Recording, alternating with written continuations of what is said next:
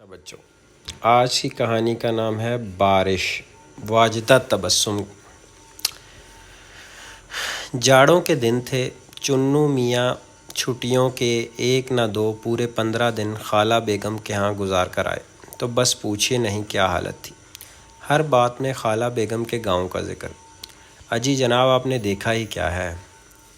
گاؤں میں تو ہم نے وہ دیکھا جو آپ عمر بھر کہیں نہ دیکھ سکیں۔ بات پیچھے کان کا یہی کہنا تھا بس۔ قسم اللہ کی طبیعت بیزار ہو گئی ان کی شیخی سے، مگر ہم بھی کسی سے کیا کم تھے۔ ان کی ہر بات کو اس مزے سے کاٹ دیے کہ بس وہ بیچارے منہ تکتے کے رہ جاتے۔ ہم دل ہی میں خوب ہنستے کہ اچھا الو بنایا۔ مگر ایک دن بڑی مصیبت ہو گئی۔ چنو میاں ایک سال گاؤں میں کھائے ہوئے کھانوں کے ذکر خیر پر تل گئے۔ طرح طرح کے کھانوں کے نام لیے جا رہے تھے اور ہم بڑی بیچارگی سے بیٹھے سنے جا رہے تھے۔ ایک دم بیبی نے مجھے ٹھوکا دیا، تو بولتی کیوں نہیں رہی؟ تجھے تو ایک سے ایک بڑھیا کھانے پکانے آتے ہیں نا۔ یہ بات تو سچ تھی کہ مجھے ایک سے ایک بڑھیا کھانے پکانے آتے تھے، مگر چنو بھائی اپنی ریل گاڑی، میرا مطلب ہے باتوں اور گپوں کی ریل گاڑی، روکتے تب ہی کہتی نا، مگر وہ تو فل اسپیڈ پر چلے جا رہے تھے۔ اور جی سنا آپ نے خالہ بیگم کے ہاں ہم نے بوٹ پلاؤ بھی کھایا، اس مزے کا کہ بس پوچھیے نا۔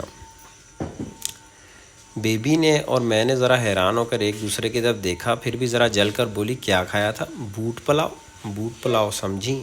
اور کبھی تم نے کھایا بھی ہے؟ ارے صاحب، بوٹ پلاؤ تو بس کچھ یاسمین کو ہی پکانا آتا ہے، آپ کیا جھک ماریں گی بھلا؟ میں سر سے پاؤں تک پوری کی پوری جل گئی۔ ای کر کے زبان چڑھا کر بولی، منہ بڑے آئے یاسمین کے سگے، ایک سالن تو ڈھنگ کا نہیں پکاتی، خواہ مخواہ تعریف کر رہے ہیں کہ ہم جلیں، مگر یاد رکھیے ہم نہیں جلنے والے، ہم کون اس سے کم ہیں۔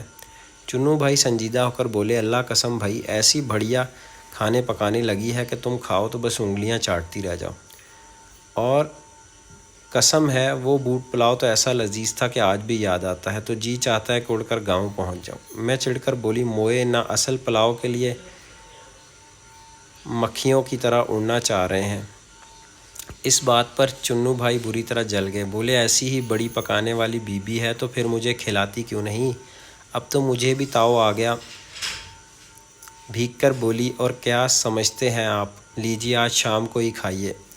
ہاں، وہ خوش ہو کر بولے، آج کل بوٹ کا سیزن بھی تو ہے۔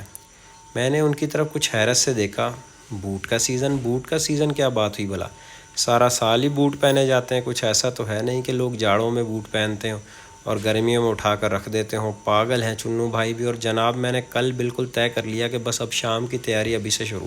چنو بھائی جاتے جاتے بول گئے، مگر دیکھو بھائی، ہرا بوٹ ہونا چاہیے، پیلے اور سوکھے مارے بوٹ کا پلاؤ اچھا نہیں بن سکتا۔ لو یہ نئی مصیبت سر تھوپ گئے، اب ہم ہرا بوٹ کس کا ڈھونڈتے پھریں؟ پہلی بات تو بوٹ چرا کر پلاؤ پکانا ہی خطرے سے خالی نہ تھا، اوپر سے بوٹ بھی ہرا۔ خیر صاحب، وہاں سے اٹھے تو ایک ایک کمروں میں گھومتے پھرے۔ بھائی کے بوٹ تو بہت بڑے بڑے تھے، اتنے بڑے بوٹ کا پلاؤ تو ساری بارات کو کافی ہو جاتا، ہمیں تو ذرا سا پکانا تھا بس۔ ابا جان کے بوٹ تو اس سے بھی کچھ سوا تھے۔ کچھ سمجھ میں نہیں آ رہا تھا کہ کریں تو کیا کریں۔ 2 تو بج ہی چکے تھے، پھر چنو بھائی ندیدے تو شام کے 7 بجے ہی کھانے پر پل پڑتے تھے۔ بھئی 5 گھنٹے میں آخر کیا ہو سکتا تھا؟ جلدی تلاش شروع کر دی اور جناب منزل تک پہنچ گئے۔ بقر عید میں بہت کم دن رہ گئے تھے نا، اس لیے ابا جان سبوں کے لیے جوتے لے آئے تھے۔ ببلو کے کمرے میں ایک بہت خوبصورت مخملی ہرا بوٹ رکھا ہوا تھا، نرم اور بہت اچھا، یقیناً اس کا پلاؤ بےحد لذیذ بنے گا۔ اور جناب ہم سب کچھ طے کر کے وہ بوٹ اپنے کمرے میں اٹھا لائے۔ پہلے تو اتنا پیارا بوٹ کاٹتے ہوئے بہت دل دکھا، مگر پھر سوال یاسمین کا تھا، ورنہ چنو بھائی تو صاف کہہ جاتے کہ پکانا ہی نہ آتا ہوگا۔ چپ بہانے تھے کہ بوٹ کاٹنے کو جی نہ چاہا۔ لیجیے بسم اللہ کہہ کر کاٹ ہی دیا۔ بھائی صاحب کے شیونگ بکس سے تیز ریزر تو پہلے ہی حاصل کر لیا تھا، جلدی دونوں بوٹ کے ٹکڑے کر ڈالے۔ نصیباً بوا کو آتے ہی مرچ مسالہ تیار کر رکھنے کے لیے کہہ دیا تھا، وہ کب کا سارا سامان رکھ کر اپنے گھر جا چکی تھی۔ باورچی خانے میں ہو کا عالم تھا، بس اپنا ہی راج تھا۔ میں، بیبی، افروز، شینو، سب کے سب باورچی خانے میں پل پڑے۔ تھوڑی ہی دیر میں وہاں بڑی گہما گہمی نظر آنے لگا۔ افروز چاول دھونے بیٹھ گئی، شینو گھی تیل مسالے لا کر مجھے دینے لگی۔ پلاؤ بڑے زور و شور سے پکنے لگا۔ بھئی ایمان کی بات تو یہ کہ گھر پر بھی اور اسکول میں بھی بارہا ہم نے پکوان پکائے تھے، مگر جہاں تک بوٹ کا پلاؤ پکانے کی بات تھی وہ ہم آج پہلی دفعہ ہی پکا رہے تھے، اس لیے ذرا گھبراہٹ بھی طاری تھی۔ ستم یہ کہ ابھی نامراد چنو بھائی کہہ گئے تھے کہ چونکہ بوٹ پلاؤ بار بار نہیں پکتا اور کھانے لائق چیز بھی ہے، اس لیے انہوں نے اپنے 2-4 دوستوں کو بھی بلوا لیا۔ ہے مر گئے، میں جگر تھام کر چلائی، ہوا کیا سب دوڑی آئیں۔ بھائی اللہ، ہم نے تو بس ایک سیر چاول لیے تھے، انہوں نے تو اپنے چٹورے دوستوں کو دعوت دے ڈالی، وہ تو سارا کا سارا پلاؤ پار کر جائیں گے، اور پھر بوٹ تو ایک ہی کاٹا تھا ہم نے۔ بڑی دیر بعد فیصلہ ہوا کہ ہرا بوٹ نہیں تو نہ صحیح، پیلا یا سوکھا مارا ہی کسی کا اٹھا لے آئیں۔ پھر سے جناب ہم سب لڑکیاں کمروں کی طرف دوڑی، ایک سے ایک سڑیل بوٹ دیکھنے میں آ رہا تھا، کسی کے تلے گھسے ہوئے، کسی کا اوپر کا حصہ غائب، کسی کی ایڑی سے ہی سرے سے ندارت تھی تو کوئی عین مین پھاڑ کر جمائی لیتا نظر آ رہا تھا۔ بڑی دیر کی تلاش کے بعد چنو بھائی کا ایک ہی بوٹ چنا گیا۔ اچھا نیا بوٹ تھا بد نصیب، اور غالباً وہ بھی عید کی تیاری میں خریدا گیا تھا۔ بڑی مشکل سے اس کے ٹکڑے کیے گئے اور پوری پلٹن پھر سے باورچی خانے میں داخل ہو گئی۔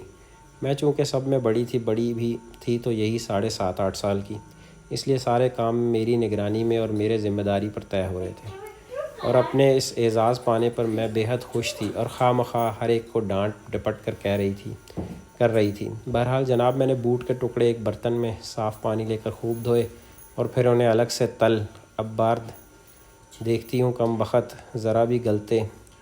خیر ہم نے سمجھ لیا کہ چاولوں کو جب دم پر رکھیں گے تب بھاپ میں یہ بھی گل جائیں گے۔ ایک بار ایسے ہی تو سبزی پلاؤ پکاتے میں گاجریں ذرا کچی رہ گئی تھیں کہ پھر چاولوں کے ساتھ بھاپ میں گل گئی تھی۔ بوٹ پلاؤ کے ساتھ کھانے کو میں نے دہی کا اہتمام بھی کر لیا، کیونکہ آپ جانیں پلاؤ تو بغیر دہی کے بالکل ہی بے مزہ اور بیکار چیز بن جاتا ہے۔ اب جناب ایک بڑے سے کٹورے میں گھی، لونگ، سیاہ مرچ اور الائچی ڈال کر چاول بگار دیے، مسالہ بھی جھونک دیا اور چاول گلنے پر آ گئے اور دم پر رکھنے کی نوبت آ گئی تو بوٹ کے تلے ہوئے ٹکڑے بھی اس میں ڈال دیا۔ واہ باجی واہ! زینو دور سے ہی خوشبو سن کر دوڑی آئی، کیا خوشبودار پلاؤ پکایا ہے، قسم اللہ میری تو طبیعت اب اس سے کھانے کو چاہنے لگی ہے۔ چنو بھائی ادھر سے گزرے تو انہوں نے بھی یہی بات دہرائی۔ اب جناب ہماری خوشی کا ٹھکانہ تھا، چونکہ سارے کام ہماری لیڈرشپ میں ہو رہے تھے، اس لیے دسترخوان بچھوانے کا اہتمام بھی ہم نے کروایا۔ ہمارے سگڑاپے پر چونکہ میٹھا ہونے سے حرف آتا تھا، اس لیے ہم نے جھٹ پٹ نعمت خانے کا رخ کیا، اور میٹھا نہ ہونے سے حرف آتا تھا، اس لیے ہم نے جھٹ پٹ نعمت خانے کا رخ کیا اور پنکی کے پینے کے لیے جو دن بھر کا دودھ رکھا تھا اس کو اٹھا کر کھیر بنا دی۔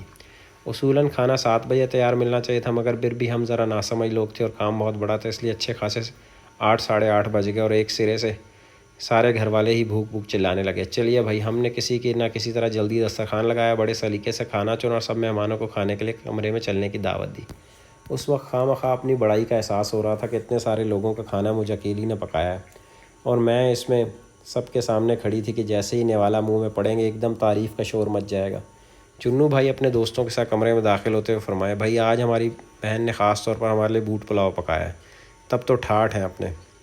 ان کے لدیدے دوست کورس میں بولے اور سب ہاتھ دھو کر دسترخوان کھول کر بیٹھ گئے، مگر ابھی چنو بھائی نے پلیٹ میں پلاؤ کے لیے پہلا نوالا منہ میں ڈالا ہی تھا کہ وہ جھک کر غور سے پلیٹ کو دیکھنے لگے۔ یہ کیا پکا دیا؟ وہ ذرا الجھ کر بولے۔ میں خوشی ذرا آگے بڑھ کر بولی، بوٹ پلاؤ کیوں، اچھا ہے نا؟ وہ ذرا شرمندگی سے اپنے دوستوں کو دیکھ کے بولے، تھو ایسا لگ رہا ہے مجھے مرا ہوا چوہا کھا رہا ہوں۔ مجھے تنا کر غصہ آ گیا، کتنی بار آپ نے مرے ہوئے چوہے کھائے تھے جو ان کا مزہ بھی معلوم ہے؟ اتنی محنت سے تو سارا دن لگا کر بوٹ پکایا اور ذرا دل نہیں رکھنا جانتے۔ اب تک سب اپنی اپنی پلیٹوں میں پلاؤ لے چکے تو ہر شخص ریسرچ کرتا نظر آ رہا تھا، یعنی ہر ایک کی نگاہیں اپنی اپنی پلیٹ پر جمی ہوئی تھی۔ یہ ہرا ہرا کیا چمک رہا ہے بھائی؟ اس میں کوئی بدتمیز دوست بولا۔